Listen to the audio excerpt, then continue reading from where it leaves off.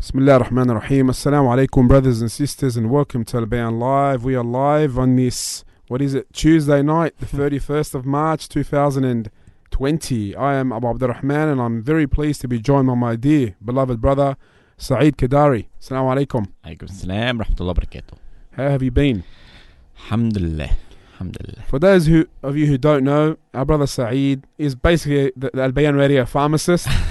We've had him on for many, many years on programs like Rewind, the Pharmacy Hour, during Ramadan and Ramadan nights. And every year it's become a tradition where we give our Ramadan health tips for the past many, many years. How has it been in the pharmacy? You're mainly located at the Greenacre branch on Brighton Road? Yes, yeah, that's right. How's it been? Well. The last month has been, what do we say? I think there's only one word for it: insane. Insane, unprecedented. It's because of the coronavirus or COVID-19. COVID-19 pandemic. Yeah, it's it really has wreaked havoc all around the world. Subhanallah. So it's been busier. Yes, it's been 20%, 30% busier, 100% busier than normal. It's been probably about 50%. Yeah, it's been chaotic. Just in the last couple of 2-3 weeks. And you've noticed the people's grief and concern and worry is higher than normal. Yeah, you do get a lot of questions, don't you? Totally. Yeah, we're getting a lot of questions, but people are genuinely they're scared. They're anxious. They're nervous. They're worried. There's a lot of talk about it everywhere you go. Everyone's talking about it. You turn on the TV, everyone's talking about it. Lots of things. The prime minister's addressing us twice a day sometimes. Yes, that's scary. And the premier as well, daily. The premier, in New South Wales. So when people see that, their anxiety levels definitely go up. Now, is the sanitizer the most sought after item in your pharmacy, or? Sanitizer is definitely the most sought after item. Much hoarding going on? Well, we've actually got a big shipment of it this week, but we've put a limit of one per person, just so we can spread it around. There's a lot of people looking for it. It's in very, very short supply. Yeah. So we've had to just do that just so everyone can get some. Not everyone needs. You don't need 10 big bottles of sanitizer. And you're implementing in the pharmacy the social distancing, 1.5 meters. Yeah, we have our signs on the floor, and it's difficult to get used to. I must admit, it's especially in between your work colleagues. You need to talk to each other. You need to help each other, and even when you're helping customers, you need to talk to them.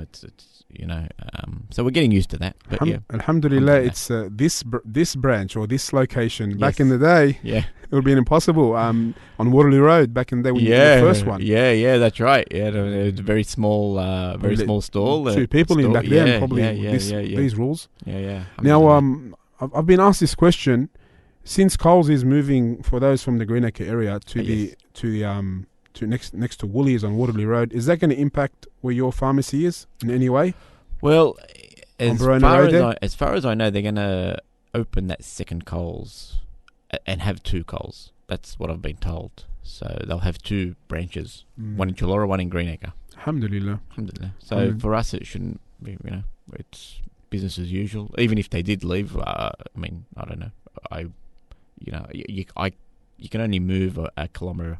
A pharmacy, you can't even move it a kilometre away. Yeah, well, there's rules you spoke about once. Yes. Now, today is about Ramadan health tips. Ramadan only a few weeks away. SubhanAllah, how the year flies. It feels like yesterday we were doing a Ramadan health show or health tips. When is it? When is it again? 3 weeks away now. On the 24th or 25th, we can say. What's it got here on the calendar? Let me check. Let me have a look. 3 weeks. Around the 24th or 25th of April. Inshallah. So what are we now? We're entering April tomorrow. First day of the month. Inshallah, tomorrow, Wednesday, I think it is. So, so we're 25 days away. Under a month. Where is the year gone? Yeah. Alhamdulillah. Okay. 3 weeks away. Wow. Yeah, 3 weeks. Well, it's going to be a very interesting just over Ramadan. 3 weeks. Yes, it is. With all these restrictions happening. Yes. Yeah. Doesn't look like, we hope it changes. It doesn't look like we're going to be able to pray in the masjid. Our daily prayers and our tarweeh, which is going to affect a lot of people. You know what I mean? It's been weird. It's already affecting people now, but it's Ramadan, I been- think, will hit even further. Yeah. Oh, 100%. But it's been weird. You just, like just walking here to the studio, seeing the chains. Yeah, the masjid here, Masjid at Al-Azhar Belmore, is closed. At the car park. The doors are closed. The lights are off. Many people are struggling with it, It's especially tough. those who pray in the It's masjid tough, daily. yeah, it's tough. Some of our brothers, Allah reward them generously. They pray all their prayers in the masjid. That's right, A lot of yeah. our fathers, they live near the masjid. They don't work. That's right. Yeah. So this is a massive chunk of their life. You've taken a Yeah. part of them, basically. Yeah. Yeah. And That's they're right. struggling with it. Alhamdulillah, there's time for people who are at home now and that have to be forced to be at home to do, ibadah at home. But we must be positive, as we've had many programs. We must be positive, be patient, and inshallah soon it will be lifted and we will get better. And even if we look into history repeats itself. We've seen, and you know better than me, that when we have a pandemic, it lasts generally a few months. Yeah, somewhere depending on, normally it's a few months. 6 months, 3 months, 6 months, could be longer. But I think, I'm no expert. I'm just guessing. If we can take what's happening in China as a guide, then they're sort of starting to get back on their feet. Mind you, the rest of the world is suffering, but they seem to be back on their feet. Inshallah, the ease will come after the hardship in later. And as Muslims, as we discussed many times, whoever hasn't heard the previous podcast or Albayan Live can refer back to our Facebook page, that after this period of difficulty, inshallah, ease will come. And as Muslims, we make the best of our situation. Definitely. So yes, we cannot pray in the masjid, but we can pray at home. That's right. Yes, our kids are can't go to school. For those who were sending their children to school, which is the majority. Okay, make the best of your situation. Make it interactive for the children. Build links where the links were broken, and so on and so forth. Let's get into it. We've got a very action-packed Ramadan health tips program tonight, inshallah. Now, whoever hasn't should refer back to our Ramadan health tips 30-part series that we done many years ago, where Brother Saeed voiced around 30 short tips. It's there on our podcast channels. You can refer back to them and their videos as well. Now, being a coffee drinker, it's always the number one tip that we give. Always. And how do we, as Muslims, who have let's be frank, a coffee addiction. How do we, slowly, what do they say? Wean off it, is it? Like they wean a child off the mother's breast? Off the breast milk, yeah. Off the breast milk and get them used to the solids? That's exactly what you should do.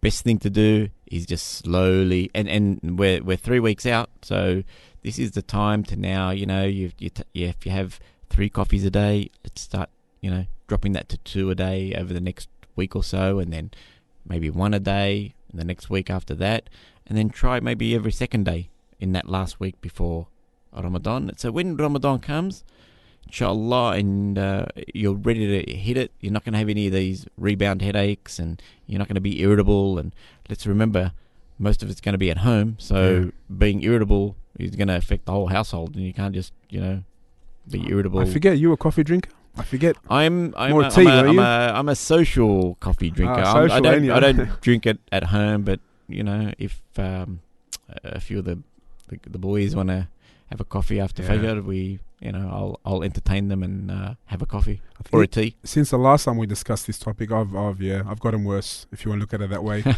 I'm on a few a day. How many? How many is a few? 3 or 4 coffees a day. But I'm having basically like piccolo, it's just a short black, a bit of milk. Yeah. Espressos, basically. Still got the same amount of coffee. I don't really have much milk, much sugar at all. Yeah. So it's really the coffee that's the issue. Right? The milk and the sugar and it won't affect only calories that they are, but the actual caffeine content. You're not drinking those V's anymore, are you? No, I've been off all those sugary drinks for years. Alhamdulillah. Okay, alhamdulillah. Because if you're not a coffee drinker and you're a Red Bull drinker or a V drinker or Mother, whatever your flavor is, Rockstar, Monster, you name it, they're all the same. High caffeine. So wean yourself off. If you want those first few days in Ramadan to be nice and peaceful and not irritable and all you're thinking about is your headache and that a sip of coffee, you want to concentrate on Abeda, this is the way to do it. Do it from now. Now, I forgot to mention that you can leave your feedback, comments, and questions for Brother Saeed, who is a pharmacist, on our Facebook page, Albayan Radio. But once again, subhanAllah, the internet is down on the way. Too many people at home. I'm going to try to access our Facebook through the PC in a minute. So send it in on our Facebook page, and inshallah we'll try our best to answer your questions. We are live on this Tuesday evening from Albayan Radio Studios discussing Ramadan health tips. Now, what about exercise? Someone now, there is different rules regarding exercise, but someone who's regular in his exercise, exercises, midday, should they move it before, like after iftar, before iftar? Yeah, with exercise, I always recommend that, let's not go too intense. So you tone down your the intensity of the workout if possible. And the best time to do it is after Asr time, so just before iftar. Finish, shower, and ready for iftar, and that's so you can get the hydration quickly. Last year, I said to myself, I'm going to walk after Tarweeh. Failed miserably. Yes. I think before Maghrib is a better suggestion. Yeah, exactly. I think, afterwards, subhanAllah, the body seems to be a bit lazy. Whether it's from eating too much or just, after Taraweeh, that can be taxing as well. Yeah. But definitely between Asr and Maghrib is the best time. Now, in my opinion. Now, this is probably the most suitable question for you regarding medicine. Someone who is on regular medication throughout the day. Yes. What should he do? Look, I always recommend speaking to your doctor, if possible, about it. But it is definitely possible to keep fasting. Even with the majority of the regular medications, you can, if you take a blood pressure pill in the morning, take it at suhoor, or if you take it at night, you can take it after iftar. So there's even the at the moment we're in Sydney, where we're lucky, Maghrib is going to be what is it? Do we know what Maghrib will be? Somewhere around 5:20. Yeah, start off with probably. So even if you're on a medication that you need to take 3 times a day, you could get away with doing one in suhoor, one at iftar, and one before bed after Isha. In most cases, and I think a lot of people need to remember too. If you're a diabetic, and this is a very common question that I get, is that if you are a diabetic and you need to take your diabetes pill 3 times a day, you can generally miss out that day pill because you're not having a lunch. So quite often if you skip a meal and you need to take your diabetes medication, if you skip a meal, you don't need to take that tablet. Otherwise, your blood glucose will come down too far. But again, I'm talking in general here. So if you've got specific medications you want to know about, feel free to ask me. Yep.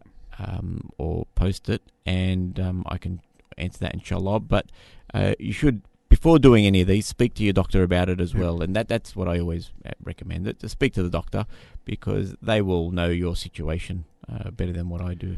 Now, every year since we've done this, we've seen, subhanallah al-azim, that the intermittent fasting, if I'm pronouncing it right, craze, is getting bigger and bigger. Mm-hmm. Now, as Muslims, we know Ramadan improves your health if it's done the right way. Correct. How is it done the right way? How should someone eat in Ramadan? This is a tip that we all need. How should we eat in Ramadan?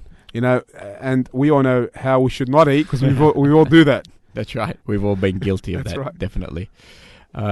Well, my number one recommendation is always break your fast with dates. Well, it's not my recommendation. That's the sunnah. That's right. Yeah. And after that, a soup before you get into your meal. Now that works at easing the digestion. Yes. and also works to hydrate because, soups are generally nearly 80% water. Those two mechanisms there work great for the digestive, and you feel the difference. You feel the difference. I mean, I know I do. I don't know, Nadal, if you've ever felt the difference, where, you have something that's nice and easy at the start instead of that Big Mac straight up. Big Mac, oh, please. Or KFC or... even worse. A couple of years ago, I fell into that trap. I was away. Maybe eating is... And at my brother's house, and my older brother, and he loves KFC. And he's not much of a cook. We all have that brother, yeah? Yeah, and so we had a thought on KFC. I felt so bad. I for the next day or two, my insides were just. Ugh. Yeah, it doesn't. You really do notice the difference. One of the best way, as you mentioned, is the sunnah, which is to have some dates, some water, sips of water, pray your maghrib prayer, and then after you finish praying your maghrib, come back. Even if you want to pray your sunnah prayer after maghrib, and come back and have your meal. Don't overdo it. Always in moderation. Yeah. But sadly, as we always see, some people eat so much that they can't walk anymore. Yeah. If you do break your fast, maybe have the soup or with the dates, and then have the soup and then pray maghrib, you'll find that you will definitely eat less. Halawah. You will definitely eat less. And you feel better. And you'll feel better for it, yes. Yep. And the smaller meals are going to be better. If you're still peckish after Tarawih, go for it. What's your soup of choice? Can I guess? I'll try to guess. Go for it. Is it the shorba one with the is it the tomato soup with the rice noodles? Is it? Is that it? With the meat, the minced meat? Yes, I don't know what you call it. Yeah. I don't know what you call it. Shorba banadora or something they call it in the Lebanese? I think so. That's definitely up there. It is, depending on how I'm feeling, it is my favourite. But then, since I've got married, my wife makes the lentil one, and it's the lentil one. The lentil one is actually quite nice good as well. It's really good. I'm really taking to that.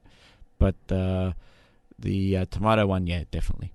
The tomato one is like a must. It's like dates for some people. It's like a staple. Yeah, it's sure, like for sure. It's just as important as dates. Although it shouldn't be, but it's just as important as dates to some. Yeah, they have to have it every single day. Sometimes I'll just have soup. Yeah, I've had 2 bowls of soup and khalas. It's especially with the meat really in the nice soup and there's pasta in there as well. Yep. It's quite heavy sometimes. Yep. Subhanallah al-Azim. Now fasting, as we know, hungry. Yeah, we are.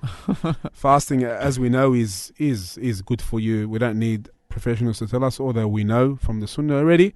Many people are doing it for health reasons. As we know, first and foremost, as Muslims, we do it for the sake of ibadah. For the sake of ibadah, and as Brother Saeed mentioned, if it's done right, you'll benefit from it, inshallah. Now, what about overeating?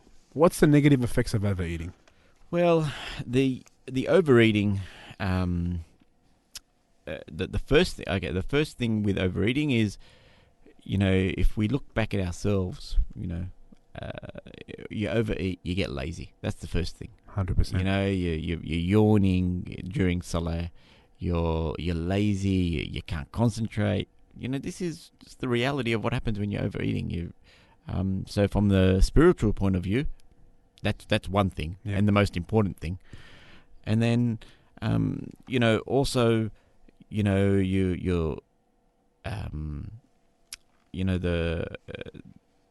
also with that is physically, you get there's the bloating and all the other things that go with it. And it really does dampen your soul, as they say. Yeah, it really does. It's, you think about how you feel after overeating, and I don't know anyone who feels great about it. Everyone feels regret.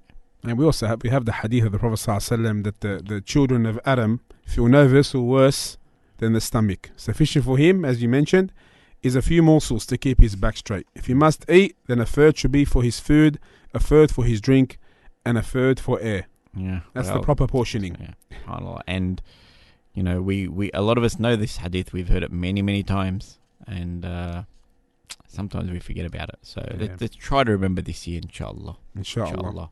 Now, suhoor. How important is suhoor? So that tip would be don't overeat. This tip, have suhoor. Do not miss suhoor. For those who don't know, suhoor, it's the pre-dawn meal before Fajr. Right. Now, there is a hadith, right? I'm not sure that you shouldn't skip suhoor anyway? Is that There's correct? there's a hadith about suhoor being blessed. It's blessed. It's a blessed meal, and the Prophet ﷺ would do it, and the closer it is to Fajr, the better. Yep. Well, as they say, most important meal of the day is breakfast. That's so, right. Suhoor is no different to that, and even more important, because here you're going to get your fuel for the day. So it has to be good. It has to be not too heavy. It has to be nice and light. It prolongs the fasting period, and you don't have to, rely on your dinner to get you through to the next day. And also, it's a good time to hydrate. So, all those combined will make the fast easier for you. And again, from a spiritual point of view, it's giving you the energy. You've got energy. You can do your Dhuhr prayer and Asr, and you can fulfill your obligations, and your work and everything that you have to do during the day. And there's many hadith about, subhanAllah, suhoor and iftar, about this nation will remain upon goodness as long as it quickens its iftar, meaning they have the iftar straight away, they break the fast straight away, and also delay the suhoor. And many people, they have suhoor like at midnight. There's still a few hours to Fajr. Yeah. The best is to delay it as much as you can, before Fajr. Right before, you have to stop eating before Fajr. Now, what do you recommend for someone to have at suhoor? So suhoor is honestly just well balanced. So we That's don't want iftar as well. Just be well balanced. Yeah, but both meals, they have to be just well balanced. Suhoor definitely. You don't want to go too hard on the water, but if as much water as you can get in, there's no point. Should have it over the meal. The meal. Yeah. Period, So give yourself time for suhoor too. Don't wake up 5 minutes before and just throw it all in. It's not the way to do it either. You need to give yourself a good half an hour, get the family up, and something quick, low fat, low sugar as well. This is something I know I've been guilty sometimes of tempting the kids to get up so they can have Nutella sandwiches, but really it's not the best thing for them. There's too much sugar in it. Yeah. But like a cereal, eggs. If you've got some eggs also as well. If you've got some shurba left from the night before and the kids want that, you can have that. Yogurt, or some different things like that. I was into some good cheeses, to tell you the truth, because I was, as you know, I've told you before, I was really into the keto for a bit. Yes. So I was avoiding the carbs. Yes. Having minimal carbs. On a side note, how did that go? Very good. Yeah. When I stuck to it. Yeah, it's hard to stick to it. Yeah, it's very good. Especially eliminating a lot of the fruits, especially dates and honey, which I'm as I've told you before, I love my dates and honey. Yeah. But generally, it's quite good. It's quite good. Yeah. And if someone was to take the how can we say, the feel of that diet or the general principles of that diet, even if he was to incorporate other stuff into it, but mainly keep it low carbs, avoid the sugars, avoid having too much carbs, avoid the bread and the rice and the things which are high in carbs, and then you feel better. Yeah. SubhanAllah. And eat in moderation. Don't try not to snack too much. Yeah. Have your 2 meals ideally, or 3 meals if you need to, and have healthy fats. It's encouraged. I feel like meat and I feel like that's like I said, keto is maybe I've seen good results with a few people who've done it, but again, you can't live like that forever. It's a bit hard.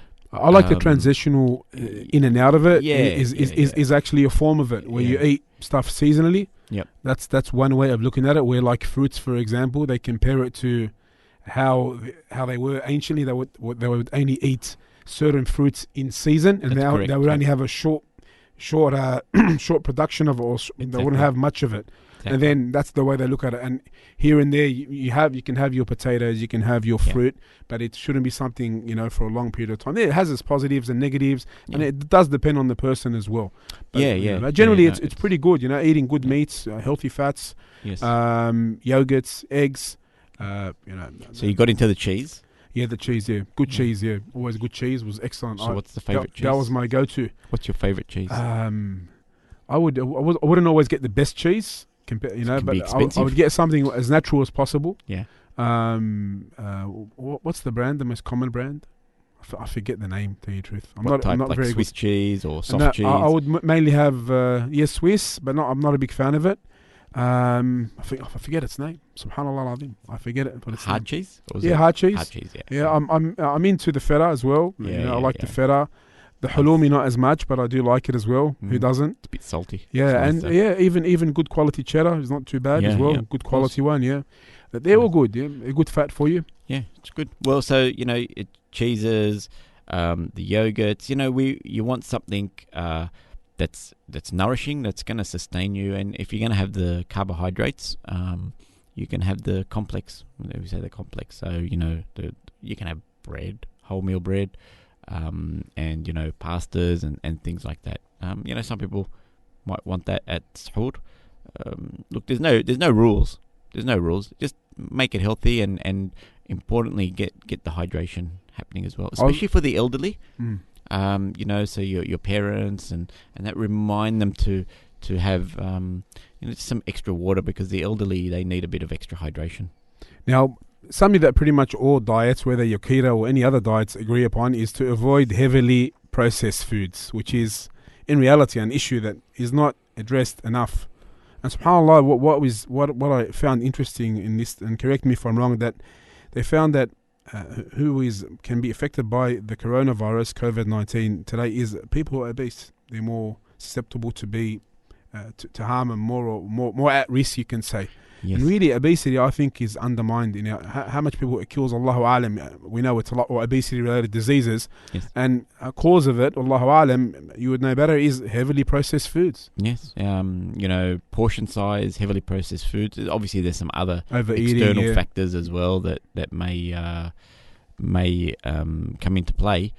But yeah, it is a disease. Obesity is a disease, and it does cause issues. Just like, again, with coronavirus, if you like, it's the people with underlying diseases like diabetes. Yeah. If you've got diabetes, then that can be respiratory problems. That's a risk factor, yeah, and respiratory problems, of course. But yeah, obesity for sure. It is a disease. So it shows you that how careful you have to be and how important it is, and sometimes it can just creep up on you. Obesity creeps up on you before you know it. It's a few kilos every year, and then before you know it, it's just there. So we should avoid heavily processed food at all times, not only Ramadan. Oh yes, for sure. Eat real food. Eat Whole the real foods, food. Sometimes you can't avoid the processed foods. Depending on your situation. They tend to be cheaper, so a lot of people gravitate towards them. But remember your health. You've got to. You can't put a price on it. So eating healthy doesn't mean you have to eat all the expensive organic stuff. It's just eating healthy. Avoiding the refined sugars that they're found in these processed foods is one of the major issues. And the processed meats, I wouldn't recommend them either. Yeah, There's too much evidence against them. Yeah, also the way we cook our food as well. And I've been during the keto and the last few years, you can say, I avoided the fake oils, the vegetable oils, the soybean oils, the canola oil, and all this stuff. I only use samna, ghee, I think they pronounce it. Yeah. Proper ghee, proper butter, coconut oil, and there's other types as well. And I found subhanAllah feel a lot better when you cook your food in it. Is olive oil included in them, or what? Olive oil, I don't olive think Allahu Alam. I don't think olive oil is good for frying, cooking. For heating too much. But olive oil for everything else is the best thing. I add it to everything. To tell you the truth, I've seen some people use it lightly. Yeah, you know what I mean, but not too heavy. The olive oil, the refined olive oils are the best ones if you're going to heat them up. To heat them up, the virgin ones, it's best to have it in the salad or whatever you're having it with, on top of your labneh. Yeah, the labneh with the za'atar. Everyone has it with that. We all grew up with it, and the more you pay, the better you get as well. Sometimes that's true. That's true. So you got a good supplier. So what type of cooking method should we avoid? The deep frying, obviously. Deep frying is definitely something to avoid. We all know it tastes great. Those hot chips. You just said about KFC. Yeah, KFC. But it really is. It's probably the worst way you can actually use an air fryer. Yeah, it's the worst way you can actually cook something. Yeah. There's just no need for it. Grill, if you're having fish, grill it. You can. There's always an alternative to a deep frying. Even the chips, Now, in Ramadan, the table spread, let's just call it, if you see, like most table spreads, subhanAllah al-Azim, most of the food on it is deep fried food. Most of it. Yeah, I've realised the chips, the chicken wings fried, and all the other foods which are deep fried. And some people, that's how they eat. They eat little portions of every single food you can think of. Are people watching me? Now, Okay. my family, the way I grew up, I've got my hand it up was there. only 1 or 2, maybe 3. We wouldn't have much, Yeah. like servings. But since I got married, my in-laws, they have plenty. They have like small portions, but of many different types of food. And I found that that's more popular now. Yeah. Different servings, different foods. Look, it is, and to share some insider information into our family is we constantly. I mean, me and my dad. Speak generally. We constantly tell people in our family, look, just one akla is enough. One meal is enough. Yeah. But I don't know, Ramadan, people seem to, as there's a lot of overindulgement, or everyone gets really caught up in what we're going to eat, so they make different things, and look, from another point of view, we don't really want, do we really want our wives and our mothers to be spending all day in the kitchen, No. or your dad if he's a cook as well, it's not really the month for cooking and food. Sometimes we forget that. Your dad much of a cook? Dad, he's pretty good actually. And you? Yeah, I'm not bad. I know I can do it. What's your go-to dish? What's your favorite dish to cook? Okay, so my favorite dish to cook is probably Moroccan lamb. Moroccan lamb. Moroccan lamb. I do a nice Moroccan lamb, if I say so myself, or what other people tell me. Alhamdulillah. That's pretty good. Pretty simple, pretty good. I love Moroccan spices. Yeah, it's a thing that I've been getting into lately. Yeah, it's good to cook. Mexican as well is pretty good. I don't mind cooking. I just don't like cleaning up afterwards. That's the issue with me. Tell me about it. And I'm a messy cook as well. So when I've been in the kitchen, there's stuff everywhere. Alhamdulillah. Now, so sweets as well. Obviously, we haven't touched on sweets, but sweets are the killer as such. That's what we have. I think Ramadan is the month of sweets, sadly, in our community. And it is. Diabetes, I think we've discussed this before, and we had a show about diabetes. It is quite widespread in our local community, isn't it? 100%. Yeah, diabetes. That's a direct reason why? Look, it's diabetes is in the Mediterranean community is type 2 diabetes is very big. And that type 2 diabetes, just for people who don't know, is just diabetes that comes on when you get a bit older. It's like the onset is later than you're not something you're born with. And you can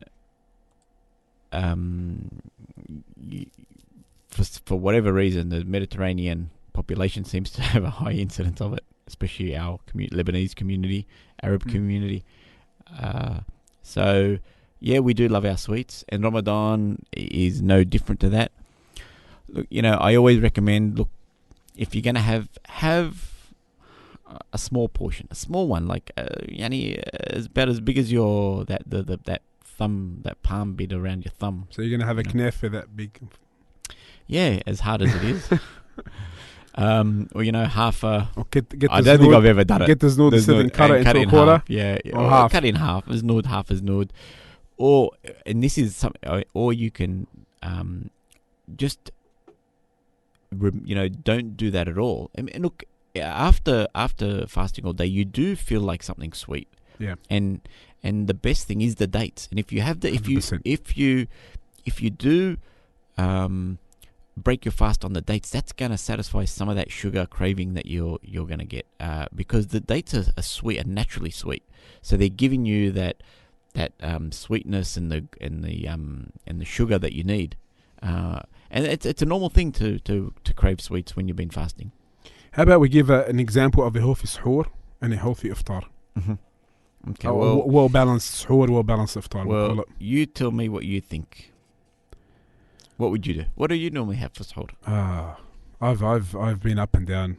What I used to have or what I have now, Oh, tell me or what what you I used to would have. I'm preferably interested. have. Beef. When I was growing up, when I got Yeah. married, or when I tried to start losing weight, what's the... No, when you were being, when you in your, when you were just being normal, you weren't trying to lose weight or whatever. Generally, when I was younger, my mother would make a few servings, basically a main dish and some supportive dishes. Like, I don't know if you For know... suhoor? No, for iftar. We're talking about suhoor, are we?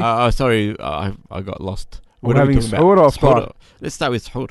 Suhoor would be what? Something light. Be what? A sandwich with some tea, cereal sometimes. Although I'm not now. Cereal's out the door for me. Now I have tried a protein cereal. I didn't like it. Now generally dates. Minimum is dates, water, some cheese, tomatoes. Nice. That's a bit, and a coffee. Yeah. And water. That's it. Yeah, If there's yeah. some fruit, I have some fruit, but not much. Good. Yeah. Back in the day, it was mainly we used to have some anoush. Yeah.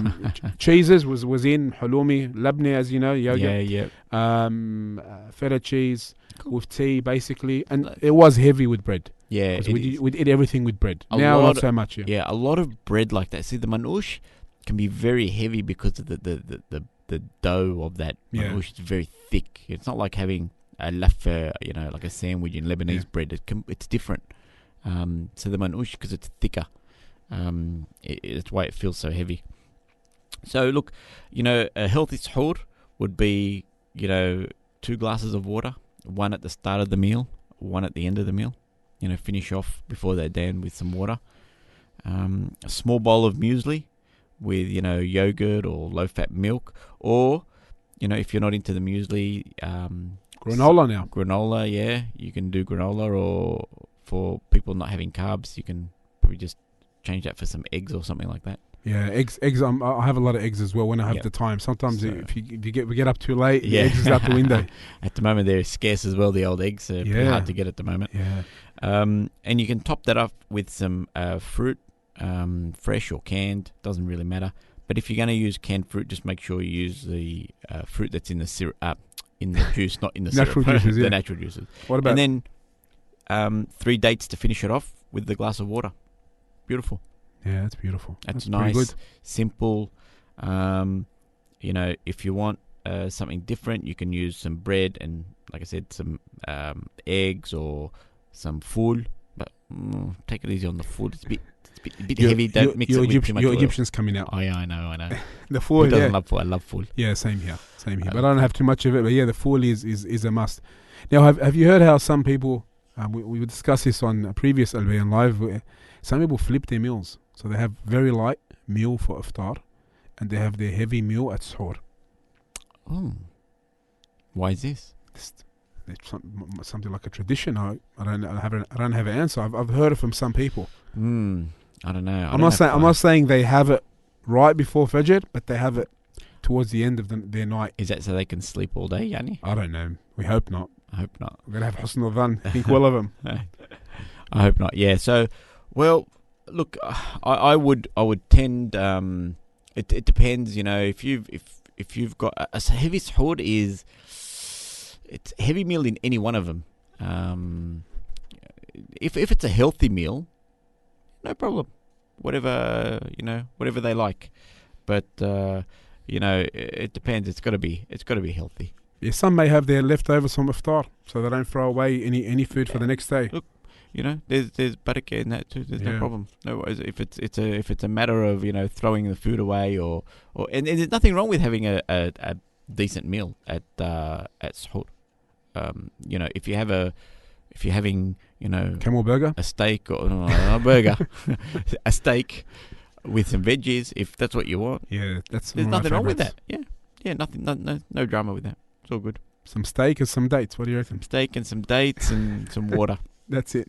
What about a healthy iftar? Steak and dates. There you go. Well, always starting with the veggies. three dates. Yep. Water. And water, definitely 3 dates and water. Soup. Again, whichever you fancy. I like pumpkin soup. Yeah, pumpkin's all right. I don't mind it.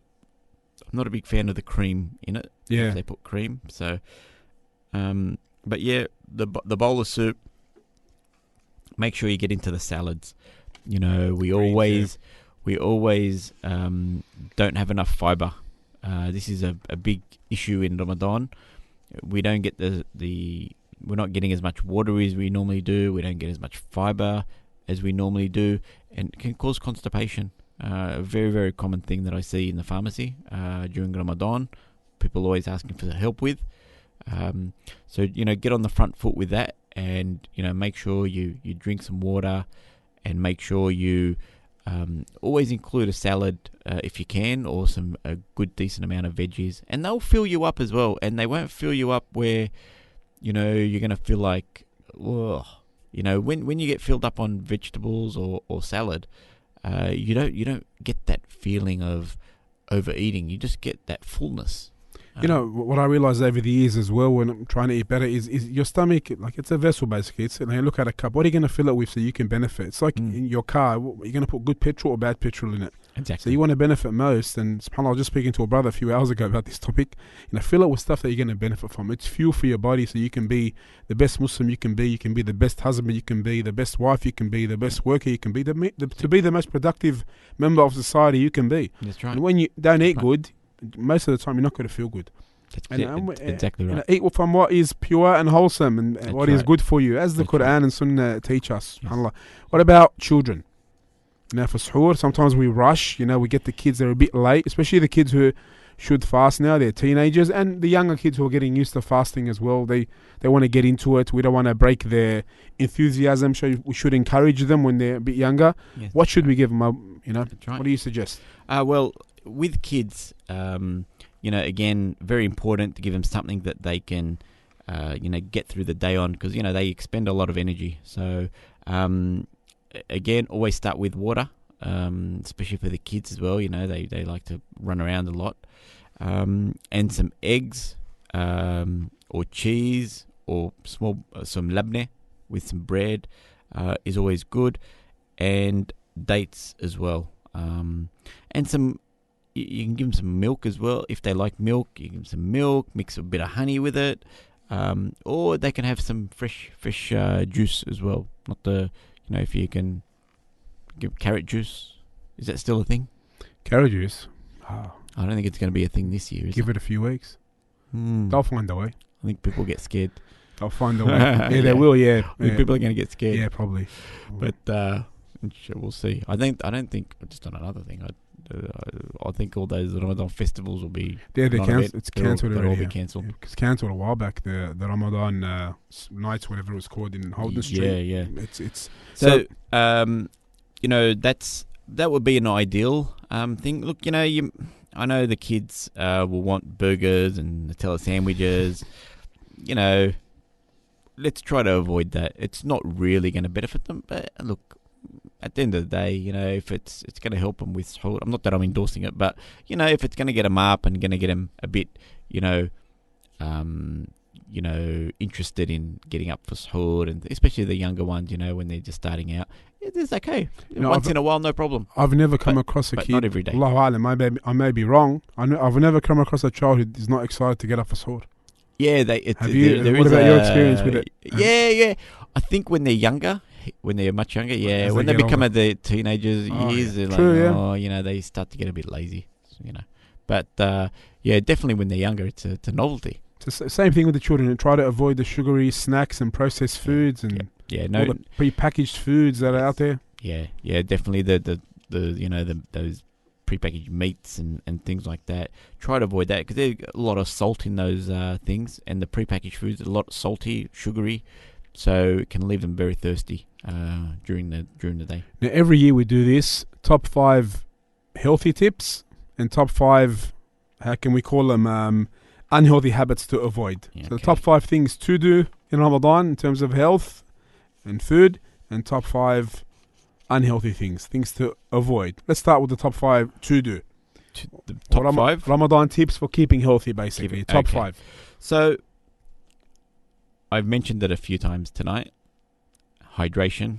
So, my top tip, 8 glasses of water from iftar to suhoor. Obviously not all at once, just gradual. And this to prevent dehydration and, as I mentioned, constipation. Very important. Now, for those who I'll ask you later because these are 5 tips. I'll ask you later. Okay. Second tip: sleep for 6 to 8 hours a day, so you can get enough mental and physical rest.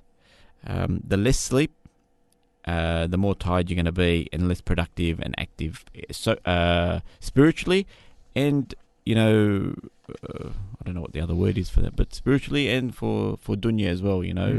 Physically, you need your sleep. So, and look, I'm trying to say in a backward way, don't stay up all night. Definitely don't stay up. We see people stay up all night, sleep all day. It's not the way to do it. And it's not how your body likes to do it either. Yeah. It's not what your body is used to, unless you work night shift. It's not what your body is used to, and your body doesn't like it. It's a shock to it. Third tip: have a balanced iftar, which incorporates the dates, soup, salad, main dish, fruits, and a tiny small piece of sweet. That's the ultimate iftar. That being able to cut the znood sit in half. If you can do that, you've made it. If you can cut it out altogether, even better. Yeah. But if you can cut half and eat half and leave the other half to someone else, that's pretty good willpower as well. That's impossible. But leaving it out is... I think it's easier to get rid of it completely. Yes. From my experience with sugary sweets and that, I found when you done, they call it cold turkey. Yes. Completely. Yeah. It's easier. Yeah. Oh, look, not having it in the house, not having it on the table, that's going to win all the time. And this year's going to be a lot easier because, generally speaking, I don't think there's going to be much social visits. Well, if we are still in the same conditions, then we will be iftaring at home with our families, immediate family, and knowing the size of most Arab families, technically you can't even go to your parents' house. Yeah, which is bizarre. Yeah, only immediate children can visit. That's what I read today. It's still I don't even know if they're still recommending only 2 people as well. I think it's 2, yeah, but only immediate children as well. I know only immediate children. That's what I read today, but I'm not 100%. Wallahu a'lam. Inshallah, we'll get better. Inshallah. Fourth tip: walk or participate. In some physical activity. Yeah. So go for a walk or work out. Do something. I know it's not as easy anymore, but it's still possible. You can always do something. You can always do something. Yeah, you can always do something. Push-ups, sit-ups, resistance bands, chin-ups. Exactly. Things you can do in your backyard. You can do a lot. Things you can do with the kids. Get some pads, some gloves. So you can do the most sit-ups. So you can do the most push-ups. So you can run around the backyard as much. How many laps you can do with the backyard. Whatever it is. There's always something you can do. You don't need a gym. We know that you don't need a gym. You don't need a treadmill. It's good to have them, but if you can't get them and you don't have access to them, you can sarrafu, as they say in Arabic. I don't really know how to do that. Find a way. Yeah, find a way. Find a way. Find a way. Make do with something. Make do. That's it. And my fifth general tip for keeping healthy this Ramadan, inshallah, is make sure you get up for suhoor and fill it with good energy to help regulate that blood sugar throughout the day. Yes, excellent. They're excellent tips. What about top 5 unhealthy habits to avoid this Ramadan? The opposite. Well, number 1, no excess fluids at night. For fear of getting thirsty the next day. Like loaded, especially the fizzy drinks. You don't have to go hard on them, and you don't have to go hard on the water as well. Like you don't need to. You need drink. Start trying to drink 15 liters at night. Like that's craziness. Don't do that. You only need 2 liters will get you plenty. That's 8 glasses. Even if you get to 6 glasses of water, that's still sufficient for most people. Yeah. So don't load up on water or fizzy drinks or any types of fluid, You know or what I- carrot you know juice, what I found whatever as well? it is Yeah. you're drinking a lot of. There's Your no need for Your it. body will tell you with water, subhanAllah. That's what I That's found. right, that's right. You know, when you need to drink, you drink. You need, and you know, and Yes, take the gradual approach as you exactly, said. exactly. Your body knows. You Yeah, know, 100%. we always talk about moderation, and it applies for everything: the good foods and the bad foods. Yeah. The second, my second unhealthy, my second Unhealthy unhealthy habit to to avoid is don't eat a very wide variety of food at suhoor. Don't a bit of this and a bit of this and a bit of that, especially the ones that are high in fat or sugary ones. Thinking that, you know what, I'm going to eat heaps at suhoor to make me last all the way to next suhoor. You know, that's very, very, again, body doesn't like that. Goes into like a shock when you do things like that to it. Third tip, sorry, that was at suhoor, yeah. Avoid eating large amounts of food at iftar, which can lead to extreme fullness and laziness as well. And the fourth tip, try avoid having a large quantity of starters and sweets. This is how you're going to put weight on. The starters are a killer. The starters. Yeah. So, you know, كبنية here, لحم بعجين here, Sambusik, is it what's it called? Sambuziks here, and then before you know it, Spring rolls, wings. wings. and then the food comes out. You're already full. Yeah. Now this is the weight gain comes from that, and also comes from those sweets after iftar. Yeah. They are the two single biggest things that is going to make you put weight on during Throw in those drinks Ramadan. as well, as you just mentioned, the And- Coke and the and- Pepsi and yeah, the V yeah, and all and- these bad drinks. and the sugary drinks as well. They're very bad. Look, I'm not going to get into the artificial Sweeteners, please. sweeteners. It's even worse. But you know, the sugary drinks. Try to get your body used to water.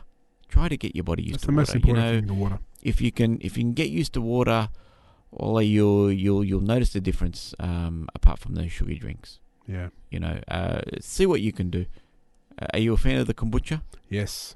Which brand are you? I'm well balanced in that. I drink all of them. I like the Remedy one. There's the Amplify one. Mhm. There's the Nextbine one now. They're all good. What about you? Interesting. I'm a Low Brothers man. Yeah, that's pretty good. Oh, That's got a bit of they're sugar, very but good. I try to stick to the ones with no sugar at all. Yeah. It's got a little bit, but it's still very small percentage. What flavour are you into?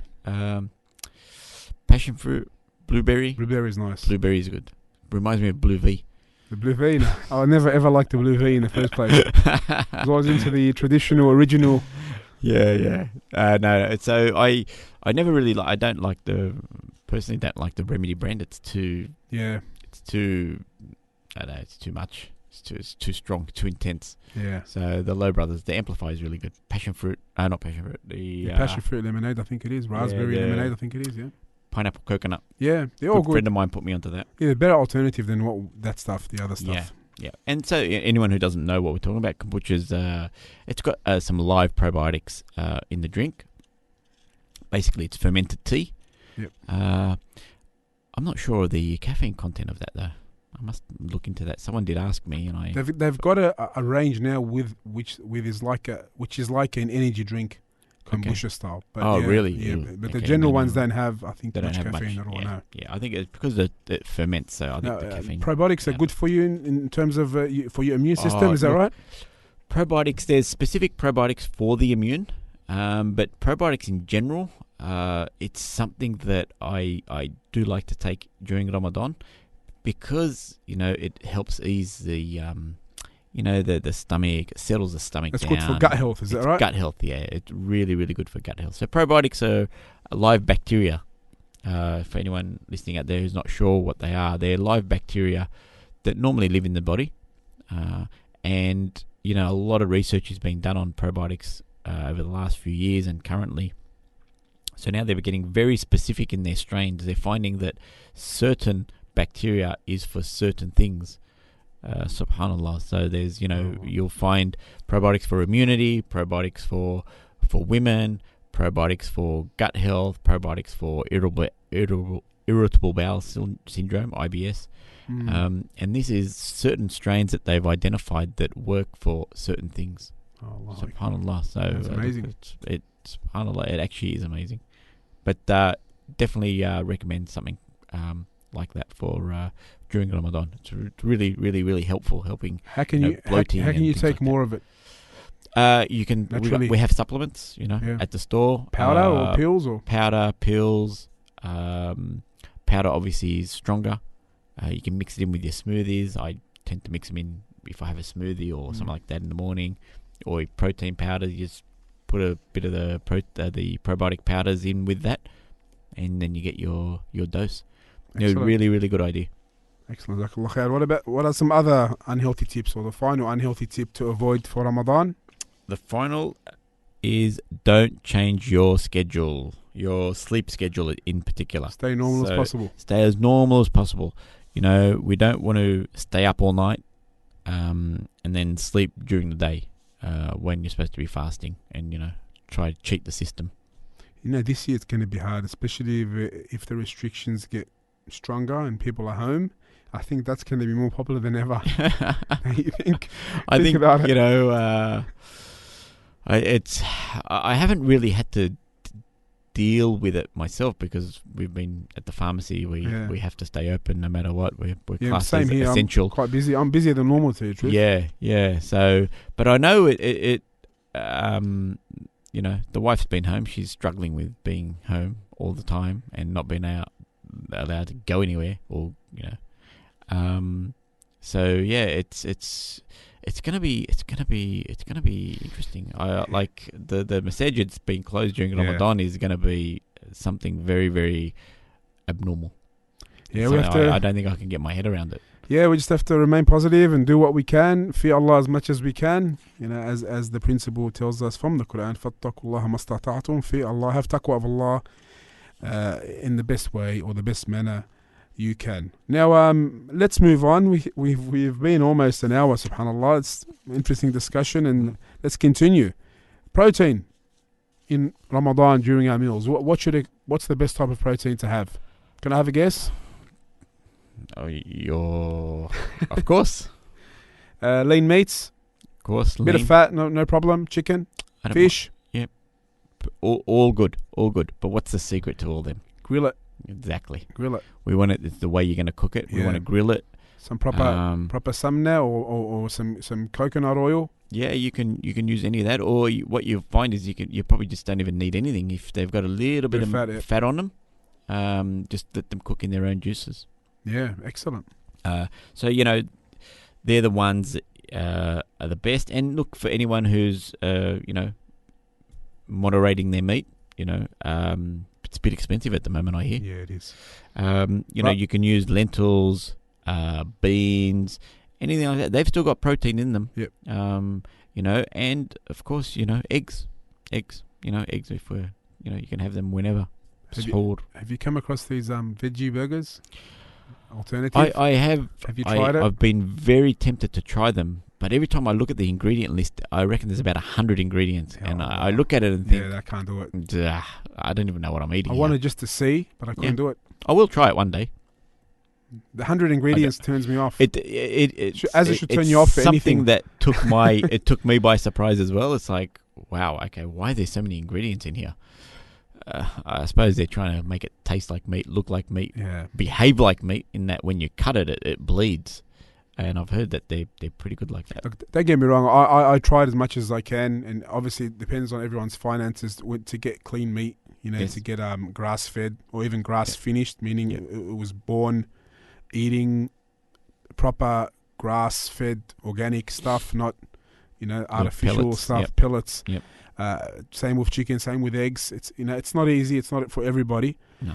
But for me to see 100 ingredients on a plant-based protein burger, I can't do it. Yeah, I was taken back, to be honest. I was like, oh wow, why is there so many ingredients here? I mean, I know they're plant-based, but it's still a lot of ingredients. Yeah. So. Maybe for another program. A review. I haven't actually tried. I might try one. I will try one eventually. I will try one. It's one of the eventually. hottest debates online now, the vegans versus the meat eaters, Yeah, carnivores. Look, I think I'm not going to get into that. No. But the vegans are vegans for a reason. In I think a lot of them, it's about animal cruelty. Yeah. But I'm just going to talk out of school here. I don't even know if what I'm saying is correct, so please pull me up. But somewhere in the Quran, Allah tells us that the cows, in particular, the baqarah, was put on, and we ride them and we eat them. Is that talking about some of the ayat that mention about certain animals, and there are verses. I don't recall the top of my head, but I know what you mean. Allah subhanahu wa ta'ala, He created the animals for a purpose. Yes, exactly. Some to be eaten, some to be ridden, some for this, some for that. Yeah. Now, why, if Allah has created something for us, halal for us, then why can't we eat it? It's a Muslim. That's right. Now, don't get me wrong. There are some people, due to whatever they're suffering from, they have to eat this or that. No problem. We're talking about generally, bluntly say it's, don't eat meat at all. Yeah. We say Allah has made it halal for us, permissible for us, and we eat it. And don't get me wrong, we do disagree with, some of the things that are happening, what the animals are fed, how they're kept, and the cruelty in that terms of way, especially what they feed it. Yes. Now, if you know what certain animals eat, you probably wouldn't eat the meat. Yes. So that's another issue. But please to say don't tell me. bluntly, it's prohibited on yourself, or 1, 2, 3, and then to say it's better for you, I don't agree with it at all. Yes, and that's where I think we have to be careful. I mean, look, everyone has their for whatever reason they don't want to eat meat. Yeah. And look, the diet of the Prophet ﷺ, he never ate that much meat. Correct. He would eat meat, but there wasn't much around. Regular, it wasn't that much around. So it's again, you balance your meals. It's mentioned he loves certain parts of the animal. He would enjoy it. Yeah, but are they like? Is it like it is today, where we have to eat meat every day, and subhanallah, sometimes 2-3 times a day, breakfast, dinner, and lunch, and dinner. Yeah, subhanallah, we are blessed, and are we using this blessing in the right way? We're going to be asked about that. Yes. Prophet ﷺ sometimes would eat for a few days and wouldn't eat for a few, and there's many actual hadith which mention that a fire wouldn't be lit in the Prophet ﷺ's house, and meat wouldn't be cooked for many days, sometimes months. And here we are, complaining about this and that. We can't complain about meat out of stock. Yeah, subhanallah. There's always an alternative. So we need to all remember that. And like I said, it's not vegan or not vegan. It's so regarding protein, we should avoid fried foods, chicken, and fatty meats, and hot dogs, and sausages, and stuff like that. Very, very fatty. Yeah. We don't know really what's in them. Very high levels of fat in those. So just try to ease up on that stuff. Try to have the good meats. What about milk and dairy? Yeah, look, skim or low fat milk is all right. Cheeses, again, moderation. I know that if you're not into skim or dairy and you really like that, it's fine. Just it's moderation. Do you have much almond milk? I myself do have almond milk because I'm lactose intolerant. Oh, okay. And I do have the lactose free milk as well, but I have the almond milk. I got it a few times. I don't mind it, to be honest. What's your brand that you like? Because everyone likes the different types of brands with almond milk. Look, I just okay, I'm going to sound really... I just get what's everyone's special. Yeah, same here as well. It doesn't bother me. Yeah. Many people do that. Almond milk is almond milk. I just get the unsweetened almond milk. Yeah, because some have different tastes, if you've noticed. Yeah. I've only ever tried, actually, the So Good or the Coles brand. Yeah, that's not bad either. I think they're probably made by So Good anyway. There's been shortage as well of them, and now they put limits on them. You can only take 2 as well. Oh, really? Long life milk. I normally say, I think long the last life time milk, was on almond special. milk, all that. Last time was on special. I just got like heaps. Yeah. So now you can only take 2. I still had some in the cupboard. I took a few the other day. I walked there. I thought, shouldn't be an issue. And you can only take 2.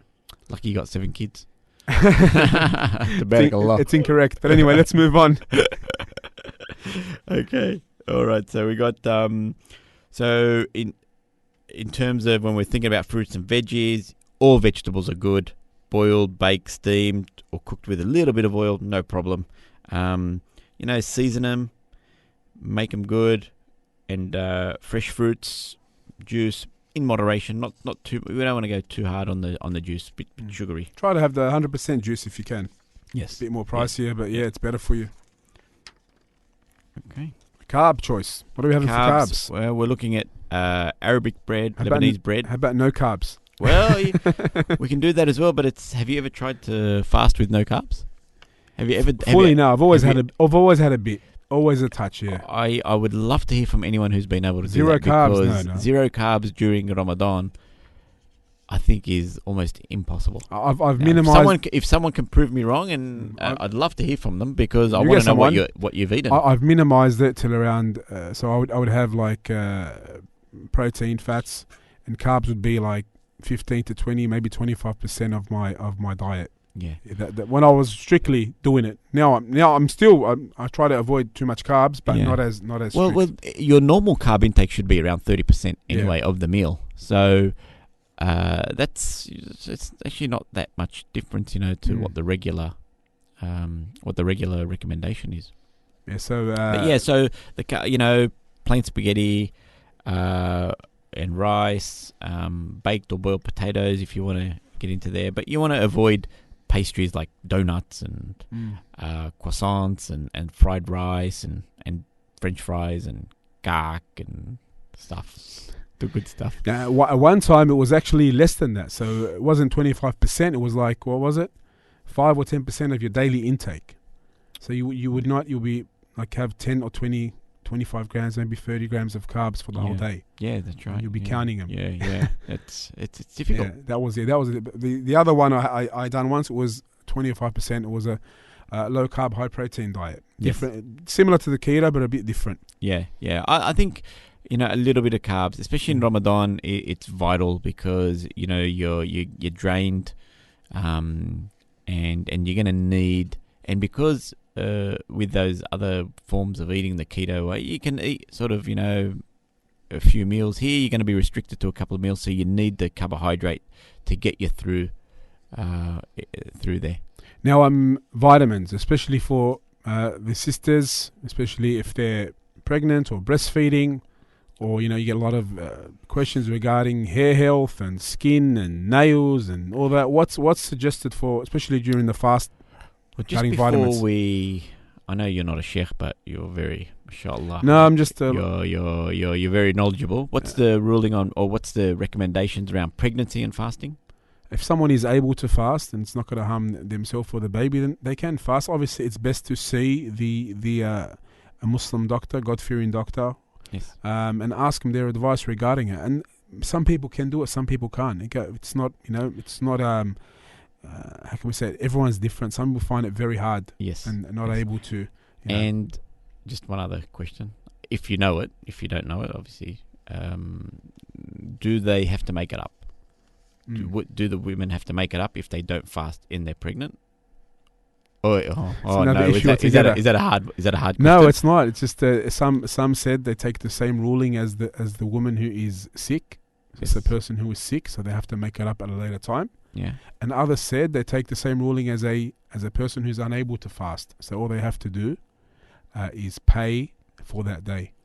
Okay. So there is more to it, and that's the view of many of our teachers and mashayikh. That's the sister who cannot fast because she's breastfeeding or pregnant. Then she pays for that day. Meaning feeding a person for that day. Feeding a poor person for maybe that day. $10 or whatever it is now. Okay. Yeah, that's what some of our mashayikh are upon. And there are other views. Wallahu a'lam. Interesting. That was just something that I just thought of there. Thank you. Allahu a'lam. Allahu a'lam. Yeah. Always go back and speak to your sheikh, your sheikh, yes, or your masjid, and be content with what you receive. Thank you. Barakallahu feek. So in terms of vitamins, I know are we running short? We've got plenty to go to Fajr. Up to you. I don't know what time you're going to open the pharmacy tomorrow, but I'll be early. I got a lot of catching up to do. Yeah, alhamdulillah. Alhamdulillah. Take your time. Vitamin A, one of the most important for skin health. So it prevents skin dryness and dehydration of the skin. From a natural point of view, carrots are the richest source of vitamin A. So during Ramadan, you're going to laugh at me, it's good to include carrot juice. Yes, they sure will be. At least once a week. And that will, or you can add them to your salad at iftar. and that's going to be really good for your skin, and also your eyes, helps your eyes as well. And also in vitamin A rich foods, there is spinach and molokhia. Molokhia, yes, which is I think called Jew's mellow. Is it? I have no idea. Yeah. I know okra is bamia. Bamia is okra, yes. Now molokhia. Molokhia. Do you have it the Egyptian style or the Lebanese style? I like both, but can you tell us the difference? I'm gonna tell. Yeah, I will. Anyone who doesn't know, I will let you know the difference. I do tend to like the Lebanese one better, though. Lebanese have it with a bit of onion and chicken and rice, yes, while the Egyptians have it with like a soup. They make it into a soup, chop it up nice and small. And what about the rabbit meat? Garlic and like a rabbit stew, is it? Do you have the rabbit as well? No, we have chicken. But yes, in Egypt they have rabbit. They use rabbit. I experienced it. I received it. I wasn't a big did fan. You like it? It wasn't too bad, but I prefer the way we have it. Lebanese style? More Lebanese style, how we grew up having it. Yeah, I actually don't mind both ways. Yeah, both nice. It wasn't too bad, actually. But I do tend to have it more the Lebanese style. Yeah. With the rice in that. Yeah. Do you have the soup on the side of it as well? Yes, or that chicken soup. Oh, man. Mum, are you listening? Something else, huh? I love it. Allah preserve our mothers, give them good health, a long life, and good deeds. So vitamin B would be the next vitamin. So what vitamin do you get from Lukhia once again, sorry? That's vitamin A. Excellent. Vitamin A. Also some iron in there, but vitamin A is a good source. Excellent. So vitamin B, again, very important for energy and nerve productions. And, the best sources of vitamin B are the meats, the beans and grains as well. So, always good to include the lean meats and chicken, grilled chicken and fish, because they're the richer sources. Next up, vitamin E. So vitamin E, again, very good for the skin and cell and free radical reduction. And the vitamin E's mostly found in the vegetable oils or the nuts, peanuts, almonds, those things. And they're a good idea. They're a good snack during Ramadan. Unsalted varieties and the ones not done in. I like the salt. You're like, yeah. Macadamia nuts are my favourites at the moment. They're very rich. The old macadamia nuts. They're very. You can. It's a good source of almost taste the oil in it. Yeah. It's quite pricey as well, to tell you the truth. Are they? Yeah, they're not cheap. I don't really eat much of it. I like almonds. I recommend them. I like almonds. Almonds as well, yeah. Almonds are my favourite, and cashews actually. Yeah, very good. You got to have the salt part. That's the thing. That's one thing. Bit of salt doesn't hurt. Bit of salt, yeah. Some of them are I don't know if they're called dried or they're roasted in oil. So just be careful of the ones that are roasted in oil. Can't do that, So you can have the dry roasted ones with a bit of salt, no problem. But the ones that are roasted with oil, it adds another dimension to it, and they become suddenly unhealthy. The oils in the nuts, very healthy for you, very good for you. But when they add the other oils to it, no good. What about vitamin C? It's very popular now. Vitamin C, obviously, vitamin C, great for immunity. Helping you, stay strong.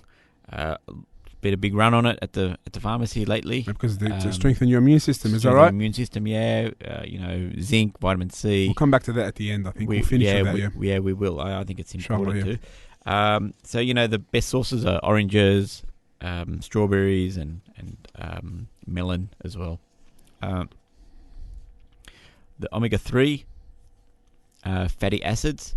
Now, these are good for lots of different things, brain, skin, cholesterol, all the above. And best sources is fish. So sardines, I think. Fish, sardines, oily fish, what they call the oily fish. So the salmons, tuna, sardine, tuna. They're all very high in omega-3 fatty acids. I tried the sardines because of the benefits. I couldn't do it. My dad used to like sardines when younger. I love sardines. I can't do it. Love sardines. I tried. I'm not going to lie to you. But not the canned ones. I'm not into the canned ones. What do you get? How do you get it? You can buy sardines. Yeah. and then my mum used to fry them though. Oh, excellent. That's better. think, That'll be better than the canned ones. Yeah, so lightly fry them, not a shallow fry, and they're so good. There's a lot of only problem is there's a lot of bones in them. Yeah, because they're small and they're really really nice. Yeah, really nice. But canned ones, not that good. no, I couldn't do the canned ones. Last thing, and I've repeated this so many times, but I think I just want you to get the message: water, water, water. That's going to give your skin elasticity. It's going to give you vitality. It's going to make you feel much better. Your body is 70% water. It needs it. It wants it. So feed it. Now, for our pregnant sisters who are able to fast, what do you recommend them to have, like a ideal intake or diet? Or so the pregnant sisters, they need to pay special attention to their food and their food intake. They've got to be really regimented in what they're doing. Hydrated, minimum 2 liters. If they can do more than 2 liters, I know it's going to put pressure on your bladder, sisters. I know, but it's better for you and the baby. Lots of water. Apart from the vitamins you just mentioned, what's the other vitamins they should take? Well, for the pregnant sisters, it's always folic acid and iron. Yep, really important. The two main things that they need to be. If my memory serves me correctly, what happened to Elevate and the other one? What's the other one? Elevate. Elevate, sorry, the pronunciation. Fabfol Plus. Fabfol Plus. The Blackmore's pregnancy. They're right out there now. What's the most popular one now? Elevate is still the most popular. Yeah, great. It's a great formulation. Nothing like it. Easy to take, 1 a day. Lots of studies behind it. Prevents neural spina bifida, what they call spina bifida, which is the formation of the spine in the baby. Helps prevent any deformities there. So the sisters can take it after iftar or before suhoor. Yeah, and once it's a day. Yeah? Yeah, just once a day. So at night or morning, at suhoor or iftar, doesn't matter with that one, but with your meal. And that's something that you should be taking all the time anyway. Yeah. Or it doesn't have to be Elevate brand. It could be the other ones. Just something with at least 500 microgram of folic acid. That's the main thing. A minimum of 500 microgram of folic acid. Excellent. That's the. So for the sisters, a balanced iftar and suhoor. Definitely not a time for them to be eating junk food, although they may feel like some things here and there. Who doesn't? Yeah. Making sure they get enough sleep, and including a daytime sleep if they need it. Okay, lula. If they really need it, take it. Because your body is under a bit more stress than normal. So definitely do that. And try to plan your day so you've got regular rest. You're not doing too much, lifting too much. Housework and stuff like that. Yeah, housework. You need to conserve the energy. Get the husband to do it if he's at home. 100%. Like I'm sure you've done many times in the past, Nadal. Making sure that you put the dishes away and get the kids involved. Could be better. Could be more hands-on, but yeah. We could always do better. Yeah, that's it. So also try not to overdo it and walk long distances or lifting heavy things. Utilize people around you if you can, or wait if your husband's at work, wait for him to come back to move things. And the point I'm trying to say is just conserve your energy, because it's tiring enough without fasting. Adding the fasting to it can really drain you. So try to conserve your energy so you're not too affected by the fasting. And cut. And look, I'm going to say it here, and the brothers don't hate me for it, but you need to cut down on the housework. Cut down on the housework, and anything that's making you tired, cut down on it. Maybe do it at night. The husband can't do it, or your elderly children. What do you think? Oh, that's a classic. No, I'm only joking. But yeah, no, look, it's for sure. Yeah, if you have elderly children, or if you have children, teenagers, the husband, definitely get the kids involved. Help out. The Prophet ﷺ used to be at service to his family when he was at home. We should, follow his lead. Sallallahu alaihi wasallam. Exactly. So that's the advice for the pregnant sisters. You mentioned there, don't over, exercise or anything when you're pregnant and that. What about generally for all people? How active should they be in Ramadan? Your body will tell you how active you can be.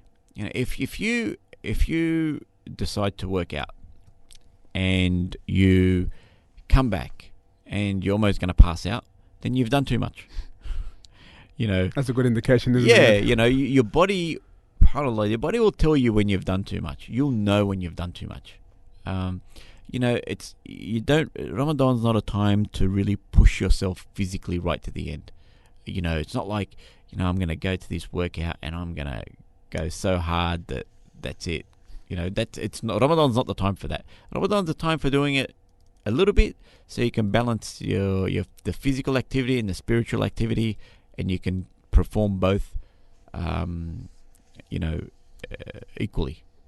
So stick to the just before suhoor walk, before iftar walk. Sorry. Yeah, well, you can do a workout depending on your physical ability.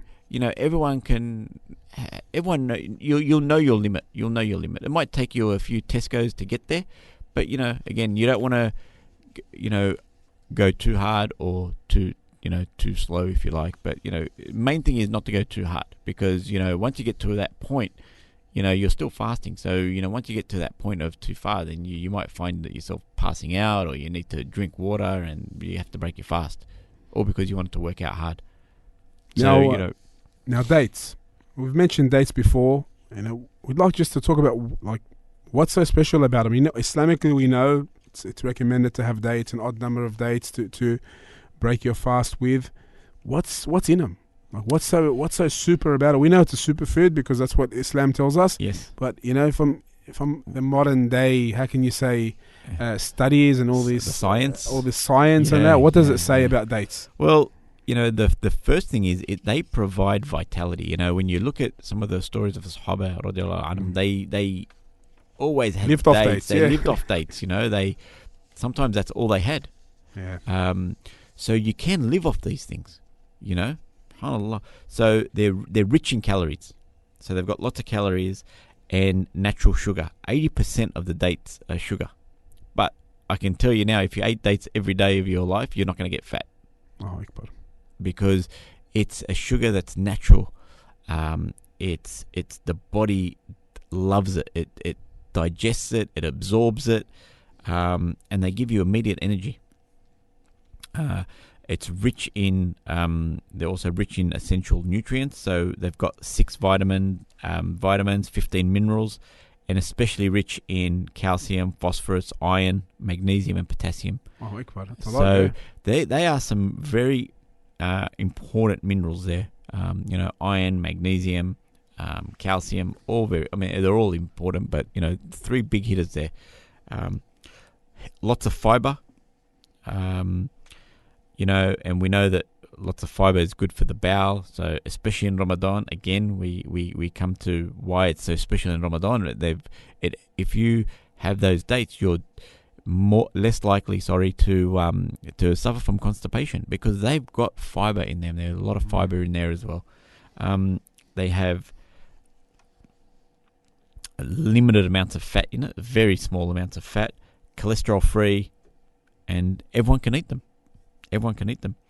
And really, 2 to 3 dates is considered the same as 1 fruit serving, and has about 70 calories. Oh, and if you have 2 or 3 dates, it's actually quite sweet. It cuts that sweet craving that you get. And 3 of them is 70 calories. If you have 1 bite of a kunefe, I can guarantee there's at least 100 calories in 1 bite of those things. Dates. Make sure you stock up on the dates. Stock up on the dates. Even before Ramadan, should have dates all the time. Yeah, I always have dates at home. I love them. So I'll put them in a. Sometimes when I want something a bit sweet, after dinner, this is a little trick that I do. I'll make it's not a protein shake, but it's like an almond milk, bit of chocolate, or a chocolate almond milk, a sugar-free one. And then I would put some bananas and dates in it and NutriBullet it up. beautiful. Yeah, that's It's excellent. like a sweet drink, naturally sweet. It gets rid of that sweet craving, and it's healthy. Now you mentioned constipation there. For those who are taking iron supplements because they got low iron, and generally you mentioned to have some dates that will help you avoid the constipation. What are other things to help you avoid constipation in Ramadan? Especially if sometimes if you take iron, I think it makes it harder for you to go to the bathroom. That's correct, yeah. So iron can be constipating. So there's various forms of iron that you can take now. There's a few different brands, but you want one with vitamin C in it, if that balances possible. it. That balances. Or there's some new age iron now on the market. That doesn't even need the vitamin C. There's a very well known brand now called Multifa. Is that the one with the red lid? That's the one with the... No, that's Ferrograd C. This is an orange box. Oh, no. I don't know if you've seen an orange. It's an orange box. It's relatively new, a few years old. And that doesn't have vitamin C, but it's a form of iron that is easily absorbed and doesn't cause the constipation. But otherwise, yes, the one with the red lid, everyone knows the red lid. Yes. That's got the vitamin C in it. So vitamin C helps the absorption of iron into the system and causing less constipation. One pharmacist told me recently, wasn't it your discount chemist? he gave me a brand of iron tablets without the vitamin C. It wasn't the one with the red lid. It was the green lid. Fabo 4, I think it was. Not Fabo 4. That's for the pregnancy. Yeah, the Ferrograd. Ferrograd. That's Yes, it. It yes. comes in small tablets. Red coloured tablet. Yes, I think red. Yeah, and Yes. he just told me no problem. Doesn't have the vitamin C. Just have a cup of juice daily.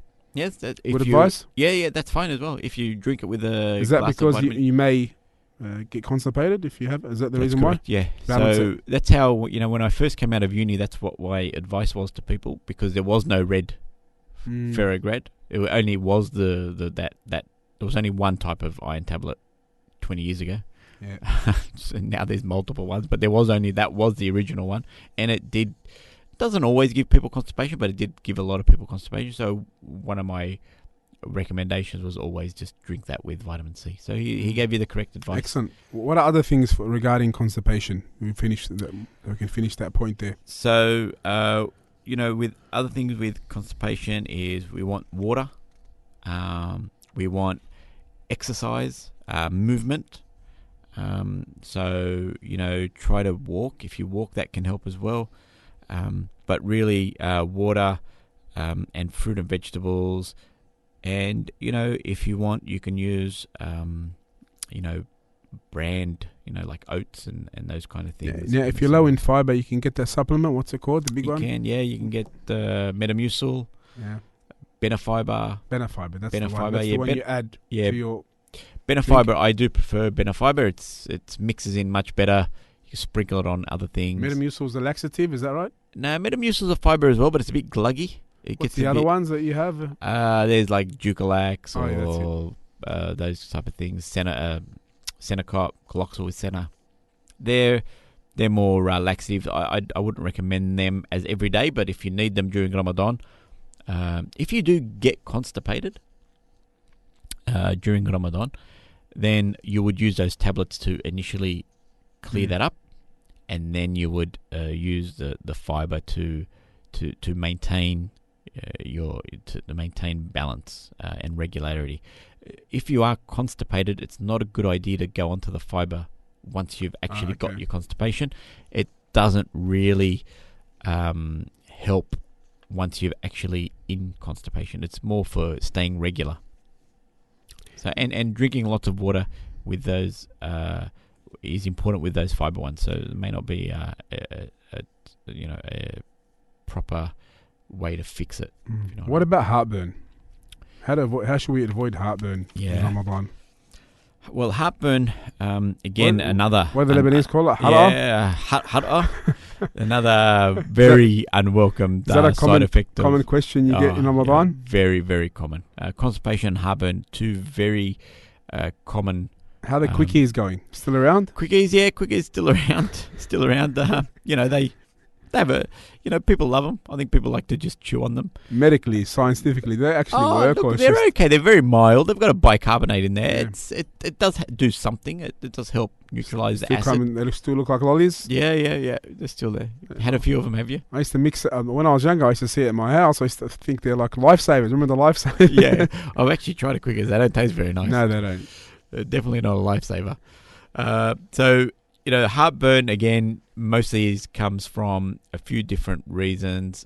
Overeating, also high caffeine intake, or smoking as well. So reducing the caffeine is one. Also, spicy food, very, very common. Or, again, eating and going to sleep straight away can cause heartburn in some people as well. So if you have a decent meal and then just go straight to bed, you could be susceptible to heartburn as well. So eating in moderation, make sure you're not overfilling the stomach, avoiding the spicy foods, avoiding oily and deep fried food as well, and try not to sleep or lie down straight after a meal. So no kebabs for suhoor. No kebabs for suhoor at 3 o'clock. Suhoor and then go to sleep. Nah. It's going to give you a harata for sure. I can almost guarantee it. Wash down with a Coke. Oh, even worse. There is. I mean, we've got lots of different options now in the heartburn, just in the store. So there's now things that were previously on prescription. You can get them without prescription now. Things like Nexium and Somac and these well-known heartburn medications that are on prescription. You can buy them in reduced quantities over the counter. So they're very good. They give about 24-hour protection from heartburn. We've gone into overtime, but I have two more issues I want you to address. And I think one of them is especially important for Ramadan and especially now what's happening with the COVID-19. But before we get to that one, weight loss or weight gain. Afwan. How can we avoid weight gain? Which sounds like, how can someone put on weight in Ramadan? Yeah. But it happens. How can we avoid this sad predicament that many of us find ourselves in, that we actually put on weight in Ramadan, which you think it'd be the opposite. SubhanAllah, people are using fasting to lose weight and be healthier, while many of us are getting unhealthier and fatter in Ramadan because we're doing it wrong. How can we avoid this? Well, I've got a few tips. I'll run through them quickly. And it is a problem. It's sometimes a problem for myself. A couple of years I've, lost the plot and just like, well, what are you doing? You get halfway through and you think, hey, this is not how it's supposed to be. So overeating, making sure you have a light iftar with reasonable portions. Chew your food slowly to avoid indigestion. Eating quickly is a big problem. Yeah. So just because what happens when you eat quickly is you fill up and then it's not enough time for your brain to tell you that you're full. So just chew normally. It's okay. You don't have to just put everything in. I know there's 10 dishes on the table, but we've got to try to pace yourself. Calm down. Have your soup and your salad first, because these are going to fill you up and they're low calorie. Yeah. So start with your soup, as we've said, after your dates, and then if you've got a salad, have your salad, then get into the other parts of your meal, whether it's the protein or the carbohydrates, whatever you're eating. 8 glasses of water during the non-fasting hours. That keeps your metabolism going. Very important, because we're not eating as much, our metabolism slows. So we need to, the water will help keep the digestive juices flowing, as they say. Fresh fruits and juices without the sugar. Fresh fruits and fruit juices without sugar. If you want to have juices or some fruits. Low-fat dairy products and lean meats. This is a tough one, but, substitute that Arabic sweets with a fruit salad, So substitute, eat a fruit salad, really, instead of Arabic sweets every now and again. It doesn't have to be every day. I'm not trying to be a killjoy here. Just every now and again, substitute it with a fruit salad. Instead of, having the knefe, make a nice big bowl of fruit salad. The kids will love it. You'll love it. You see all the colours in there. Inshallah, it looks good. Easier said than done, huh? Yeah, get the kids involved best, as yeah. well. It's it looks good. Nice fruit salad when it's cut up in a bowl and it looks good. Inshallah. But, I'm actually getting hungry these. Yeah. And then look, if possible, walk every day, or at least 5 days out of the 7 days in the week, for at least half an hour to an hour, just to burn off some extra calories, get the body moving. Half an hour a day is good. Yeah, that's my, it's not foolproof obviously, but they're my tips to just avoid putting on weight during Ramadan. Jazakallah khair. Before we finish, now stress in Ramadan and even now, some people stress out. They used to eat a certain way. They used to have their coffee. They used to have their routine. Now it's broken, so it increases their stress, their anxiety. How can they avoid it by the will and permission of Allah subhanahu wa ta'ala, by taking certain steps? We know the Islamic side, make dua, rely on Allah subhanahu wa ta'ala, take care of your worship, take care of that which Allah has ordered you, keep away from the prohibitions. But what are some other tips apart from that? Look, this can be a problem. And, I think, one of the main things is, just know what you're capable of. Don't take on too much at home or at work, than you can handle. So, know that this is Ramadan, and, if you're working 12 hours a day, and, you work for yourself and you're working 12 hours a day, laying bricks or electrician or whatever you're doing, do your best to recognize that it's Ramadan and you need to cut back on some of that maybe. This is going to avoid the stress. If you try to pile in what you normally do and then you get home and these are the things that you see that causes the stress. So recognize that Ramadan's a different period in the year, and you need to make some changes, so that you can comfortably do what you have to do in Ramadan and still, provide and do what you need to do, whether at home or at work. And that would be my number one thing to do. Also, we should control our emotions, our anger. This is very important. Many hadiths about that as well. Do not become angry. Do not become angry. As Prophet ﷺ said, "La taghdab." The anger, and we all know we're all realistic. We know it's hard, but we got to do our best to do that as well. If you're a smoker, and I hope you're not, but let's just say you are, try not to smoke, and try not to get exposed to the sun, playing sports in the sun or working too much in the sun. Too much, because that's going to, lead to some issues with dehydration and also, sunstroke, what we call sunstroke. And the last thing is, if possible, and you will feel better, a kailula during the day, if it's possible in what you, in your situation, then definitely something I would recommend. You'll find that 20-30 minute nap will just give you, it'll energize you so much, especially for when you come into the Isha and Tarawih and things like that. One thing I always like to advise is constantly remember Allah subhanahu wa ta'ala, and it helps you a lot. Wallahi, it does. Structure your day around the prayers, as we always recommend and advise. Exactly. The daily adhkar, the morning, the evening, after each prayer, before you go to sleep. And the hadith, which really I just came in my mind now, that the Prophet ﷺ, he said the difference between the living and the dead is like the one who remembers Allah and the one who doesn't remember Allah. Yeah. So, verily in the remembrance of Allah do the hearts find peace, tranquility and ease.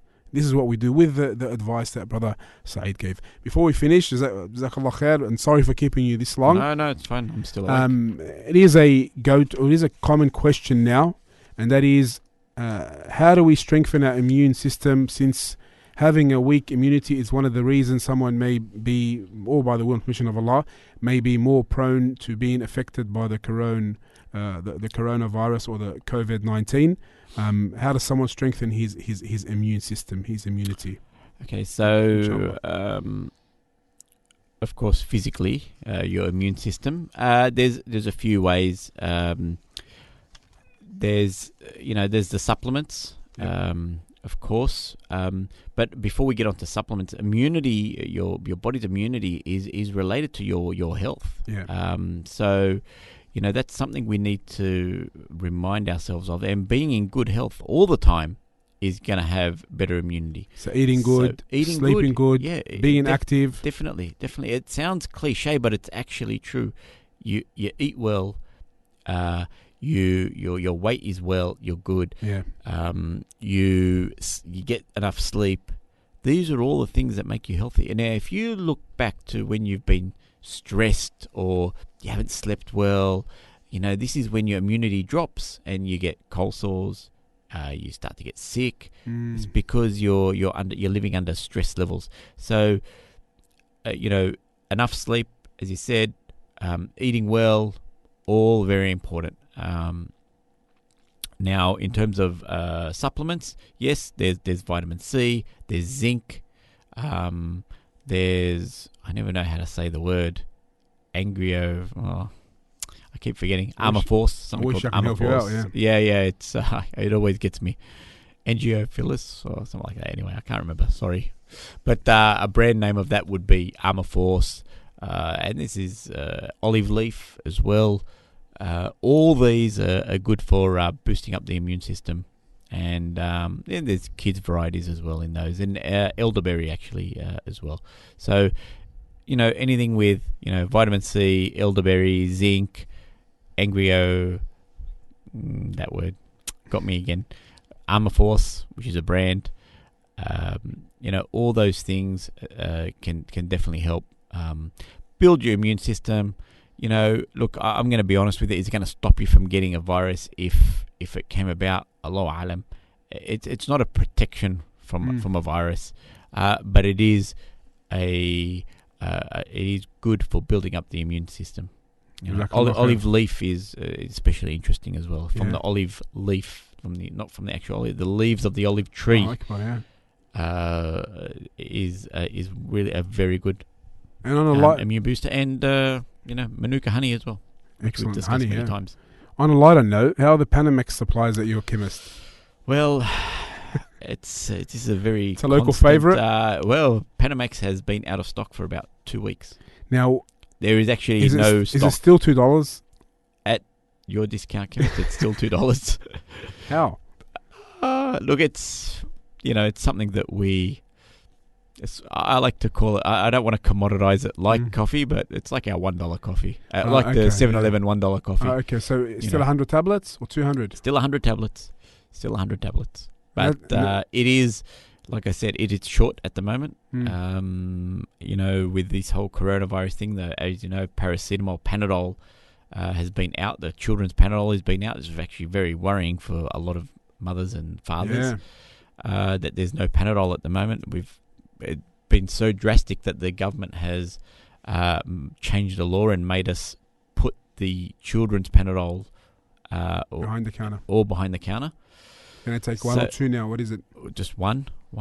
And that's unprecedented. I've never seen anything like that. The law was locally changed. Panadol is produced... I can't remember where it's produced. It's not produced in Australia, but I think it's... actually, I'm not exactly sure. It's not... There's no issue in the production. What happened with Panadol, just as a side note, is there was demand because of coronavirus, but they had an issue with their syringe. They were changing the syringe in the packet earlier in the year, and they got it wrong. There was something wrong with it, so they had to repackage all this. They've got all this stock that they can't use because the syringe is faulty. So this is the issue at the moment with the Panadol. So that on top of the corona has made it very, very difficult to get Panadol. I would encourage parents, if they're really struggling to get Panadol for kids, and it has been tough. We've been getting maybe 6 bottles a week, which doesn't even last a few hours on the shelf. So they only give you 6 bottles? That's what we've been getting. Everyone's getting rations.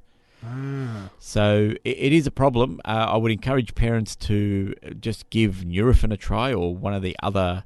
So how do you normally get Panadol for kids? Does it come in hundreds? How does it normally come? Oh, it comes in 100 ml or 200 ml like bottles. in the boxes, I'm saying. Oh, well, we have hundreds on order, but we're getting 6 every now and again. And so Nurofen does the same thing, or Nurofen does the same thing. It's a little bit different. There has been a little bit of talk about Nurofen makes the coronavirus worse. There's nothing concrete about that. It's just something that has popped up. There's nothing concrete, and if your child has a fever, Nurofen's effective.